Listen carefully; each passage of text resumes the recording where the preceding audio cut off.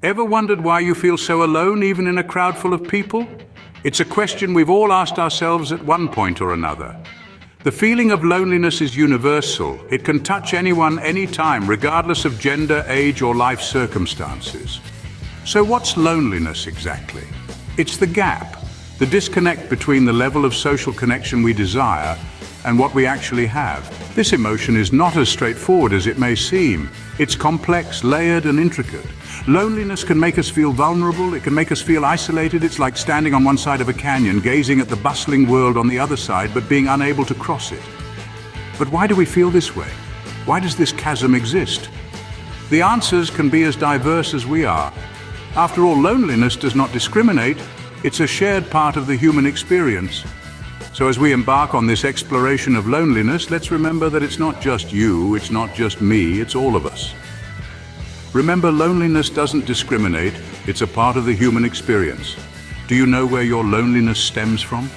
This is a question worth pondering. The origins of loneliness can be as varied as we are, and understanding these roots can be instrumental in addressing and managing these feelings. Let's delve a little deeper. Loneliness can often be traced back to our past experiences. Maybe you were an only child, or perhaps you moved around a lot, making it hard to form long-lasting friendships. These experiences can create a pattern of loneliness that persists into adulthood. Societal pressures, too, can contribute to feelings of loneliness. In this age of digital connection, we're often expected to be constantly engaged, constantly social. But what if you're an introvert? Or what if you simply enjoy your own company? This mismatch between societal expectations and personal inclinations can lead to feelings of loneliness. And let's not forget about personal insecurities. Feeling like you're not good enough or worrying that people won't like you can make it hard to connect with others, fostering a sense of isolation. So take a moment, reflect on your own experiences, societal pressures, and insecurities. Understanding these factors can provide valuable insights into your feelings of loneliness. Knowing the source of your loneliness is the first step in overcoming it. Feeling lonely? There are ways to navigate through this. Let's dive into some practical steps to help you cope with loneliness. First, engage in solo activities that bring you joy. It could be reading a good book, painting, or even going for a jog. These activities not only occupy your time, but also help you to develop a sense of comfort in your own company. Next, plan ahead. If you know certain situations or times of day trigger feelings of loneliness, prepare for these in advance. Maybe schedule a call with a friend or arrange a fun activity for yourself. By doing this, you turn potential loneliness triggers into opportunities for connection or self-care.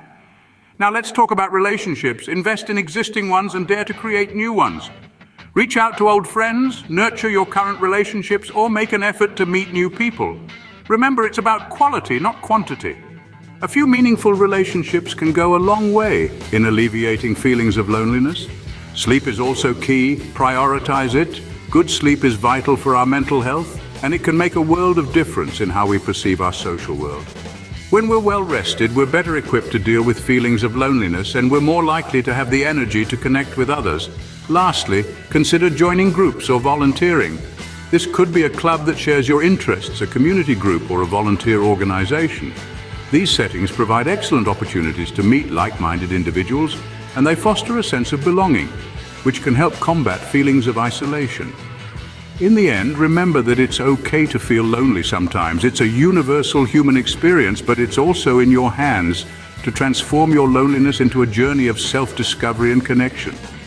So take these steps to heart and start your journey today. Remember, it's in your hands to transform your loneliness into a journey of self-discovery and connection. Let's take a moment to reflect on what we've learned today. Loneliness, as we've discussed, is a universal experience.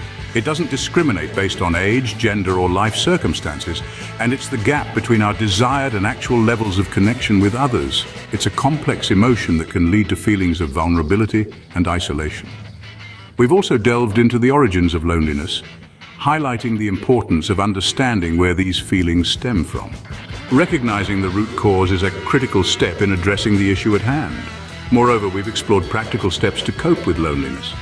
These include engaging in solo activities that bring joy, planning ahead to manage feelings of isolation, investing in relationships that enrich our lives, prioritizing sleep to ensure physical and mental well-being, and joining groups or volunteering. These actions are aimed at fostering connections with like-minded individuals, thereby reducing the feelings of loneliness.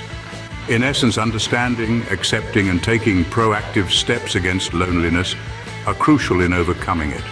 Remember, loneliness is not a life sentence. It's a journey, and you have the tools to navigate it.